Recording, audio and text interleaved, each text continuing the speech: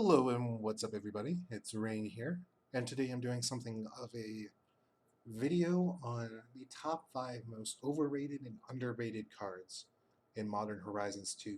Keep in mind this is pure speculation, I'm almost certainly going to be wrong on at least one thing, but these are all logical conclusions that I personally came to, and I'm going to provide you with my reasoning. Obviously you can feel free to disagree with me, I'm sure that a lot of you will, especially on the the overrated cards, because the overrated cards tend to spark a lot more discussion, um, mostly because I think they're overrated and people value them naturally higher because of that. Underrated, I think, is a little easier to understand for people, or like easier to go with, just because you can conceptualize maybe you missed something about a card or something. Either way, we're diving into number 5 on the overrated list. And by the way, these will be scaling up generally. Um, so number 5 is like the least overrated, but still overrated. And then we'll go up to number 1, and then we'll switch over to underrated, which should be a nice, easier, less controversial way to finish off this video. So number 5 here, we have Cauldron Complete. And I know a lot of people are thinking that this is a new Batterskull replacement. Um, it certainly wins faster than Batterskull, right? It has haste, which is a huge keyword for something like this. My problem is Cauldron Complete against aggro decks, um, in my opinion, doesn't provide as much as Batterskull. The two keywords, Vigilance and Lifelink, are massive. And so the question you need to ask yourself is, how much in terms of diminishing returns are there on Cauldron Complete? Batterskull's already insanely strong, right? Cauldron Complete is even stronger as a creature, but the elements that it has are suited more to winning faster, whereas Batterskull is more suited towards um, being able to play a longer game and turn around losing situations. In my opinion, I think people will be playing a lot of Cauldron Complete when the set comes out, and I actually think that people will be shifting back to Batterskull because they realize that both these cards, when you play them with Stoneforge, win you the game. And while Batterskull may do it slower, it will win you more games overall. And that's my opinion. I'm sure a lot of people will disagree, but that's where I stand. Um, and I don't expect this to see no play, as I said. I think it'll take some time for people to kind of reevaluate. Moving on to number 4. I'm going to be honest, I think my number 4 I wanted to bump up to number 3, so we'll see in a second. Yeah, this is my actual number 3. So this isn't number 4, this is number 3.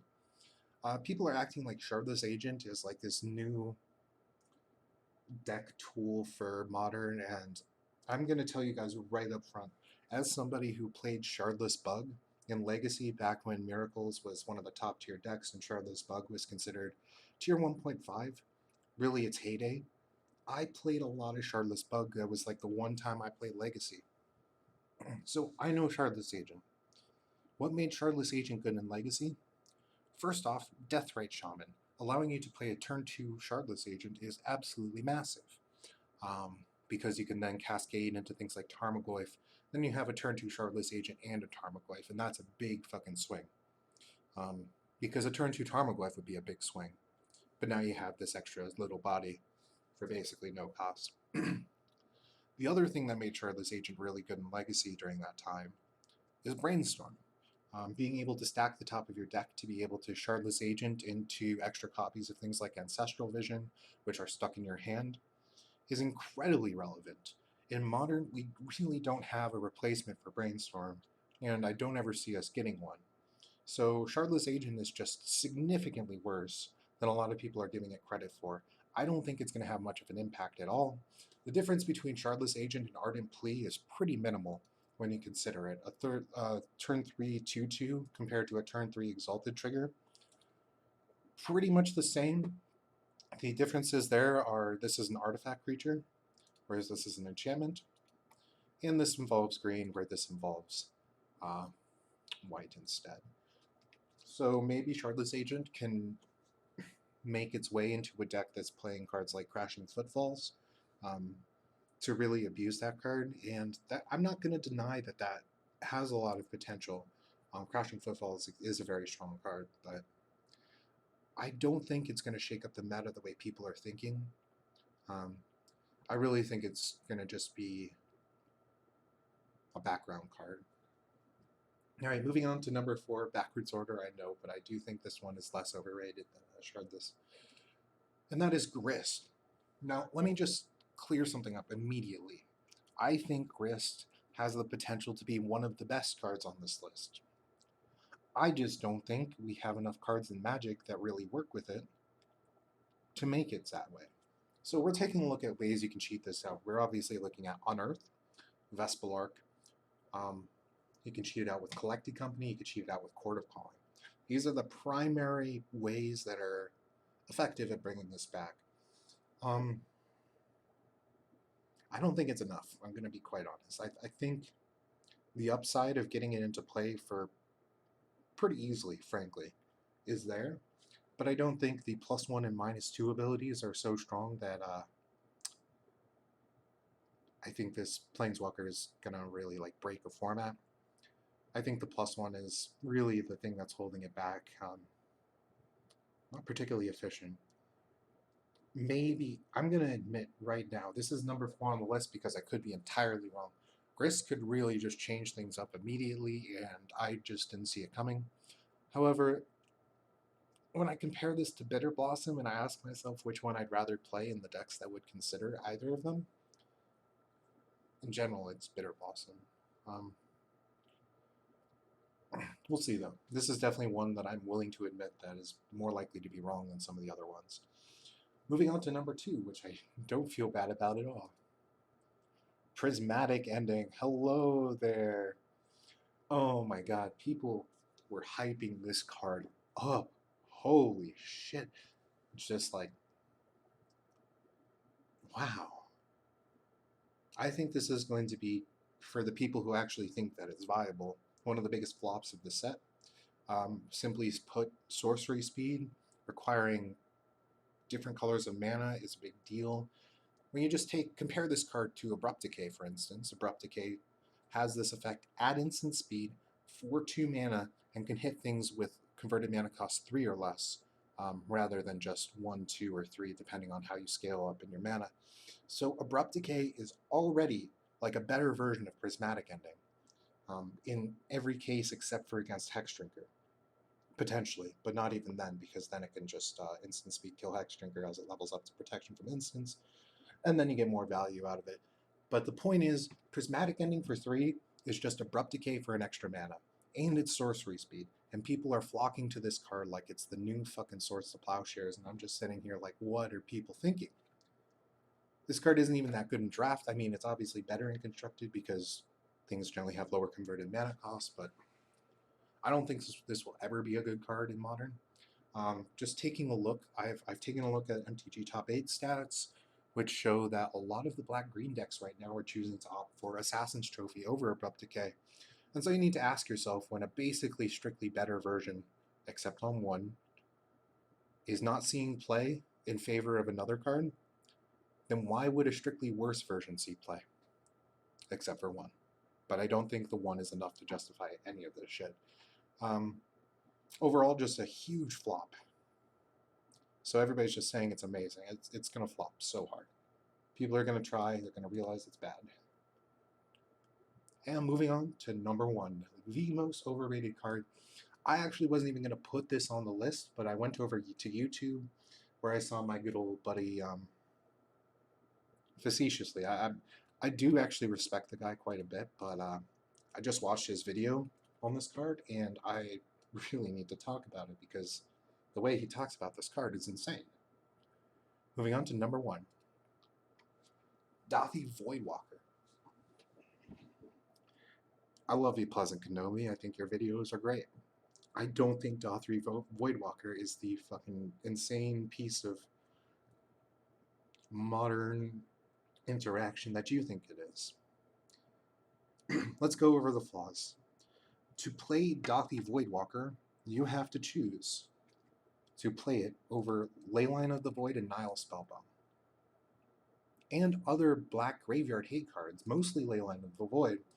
And while this does have the Leyline of the Void effect, It has it on turn 2, whereas Leyline has it on turn 0.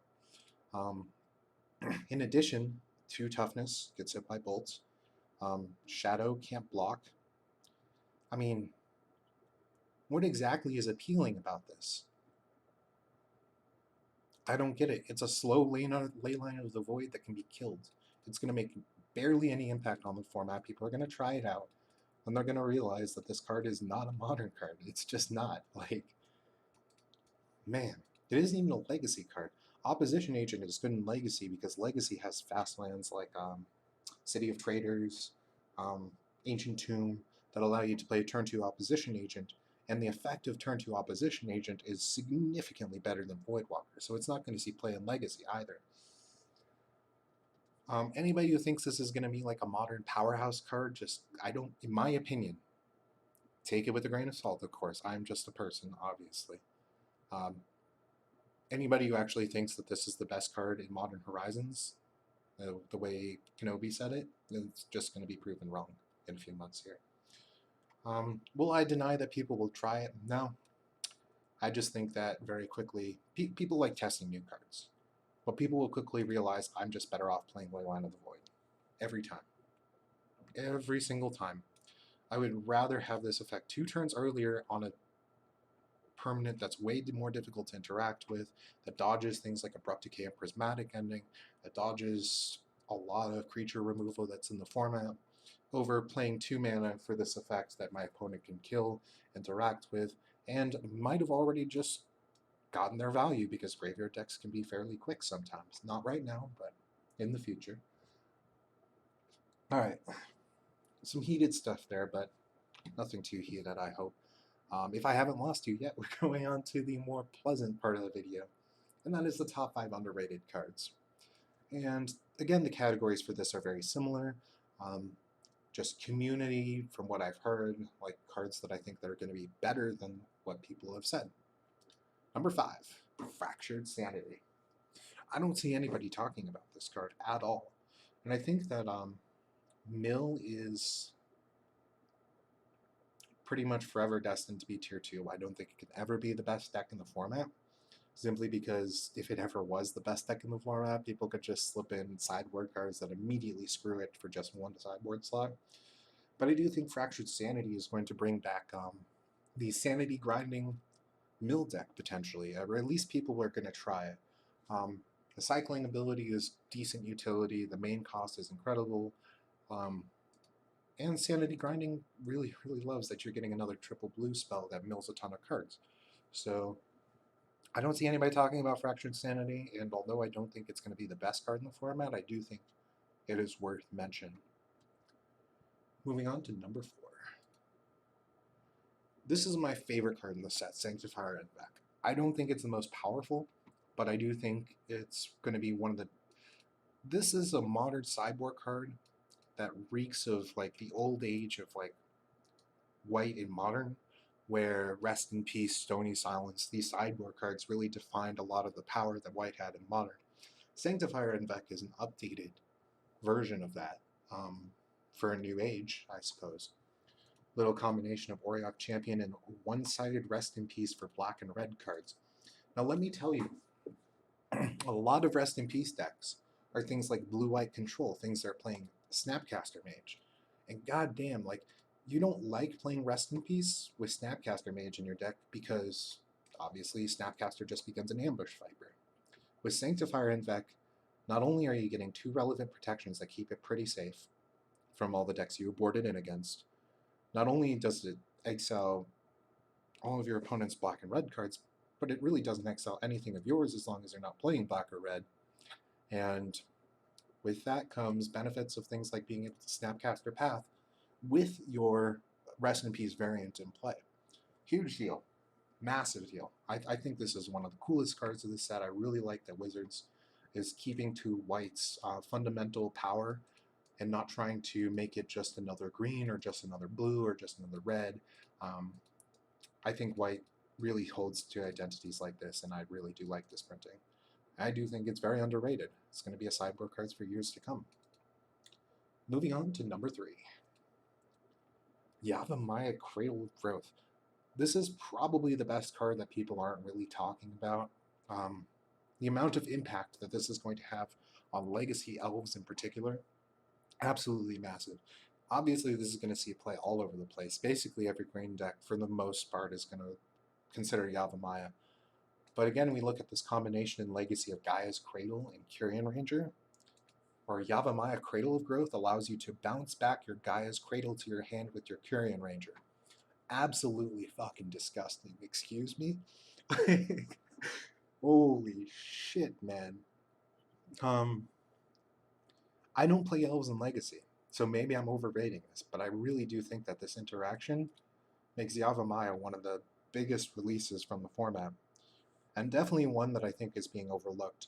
In addition, it turns off cards like certain Tron hate cards that are in the format are immediately turned off by Avamaya.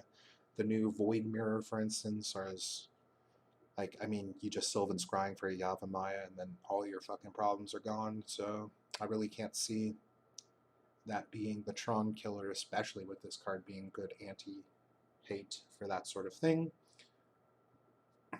Yeah, so it's just going to see a ton of play in Tron, Elves. A lot of these decks really, really like this upgrade. Moving on to number 2. I mean, this one's not going to be too big a surprise, but it is going to be somewhat of a surprise. I'm going to explain why here. Grief. Now, why is this only number 2 on the list? Well, it's because most people realize how much of a mistake Grief is already. Anybody who hasn't, I will link in the description to one of my favorite content creators, Magic Aids, where he has done some testing with Grief Ephemerate, with things like Undying Evil, the land. Oh my god, there's a fucking land that can bring this back from the graveyard. Or, I mean, because, what's it called? I can't even remember. It's one of the new split tapped land or spell cards. So really you just get so much consistency. All you need to do is have Grief in your opening hand, basically. And then there's like up to 12 cards in your deck that can synergize with Grief and immediately bring it back, with some of those slots being taken up by land slots.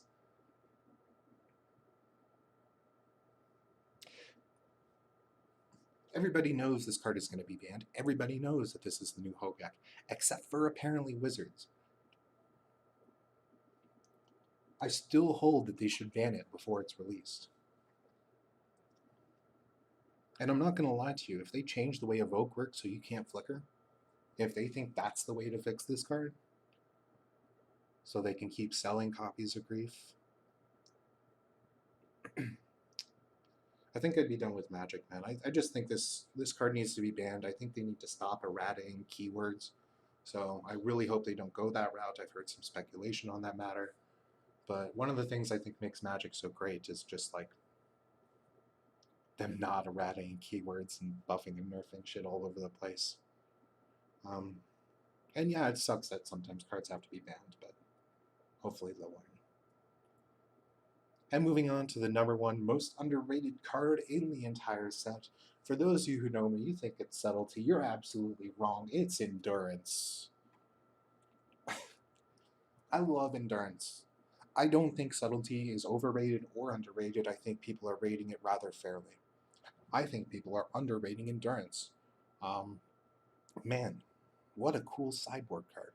This, along with Force of Vigor, gives green decks a lot of really free interaction against a lot of the degenerate decks that sometimes pop up in Modern, things like Artifact decks, Graveyard decks, Boggles. Now Green has a great fucking sideboard package for dealing with all these decks, between Endurance and Force of Vigor. And it really feels like this card is kind of shaping Green to be the new white. Because goddamn, their sideboard cards are so good. White just has like Sanctifier now for New Age sideboard cards, but Green has so many options. The ability for you to evoke this after your opponent discards 2 cards on the cost for Cathartic Reunion, and literally just make them natural draw 3 cards if they're playing Cathartic Reunion, which basically every graveyard deck is right now, is absolutely disgusting. You don't even lose card advantage. In fact, well, I mean, you kind of do, of course, but The fact that they don't get those dredges basically means that you immediately win the game, and the fact that you cycle off the graveyard back to the bottom of their library means that you pretty much win the game that way too. Yeah, very underrated card. Pretty crazy. Very strong. And that's it. Top 5, bottom 5, most overrated and underrated cards. If you hung with me to the end, I really appreciate it. If you could leave a like and potentially subscribe if you enjoyed the content, I would appreciate it. And as always, y'all have a great day. Let me know what you thought. Is there something I missed? Is there something that you really disagree with? I'm going to answer to all the replies, so just let me know. Have a nice day.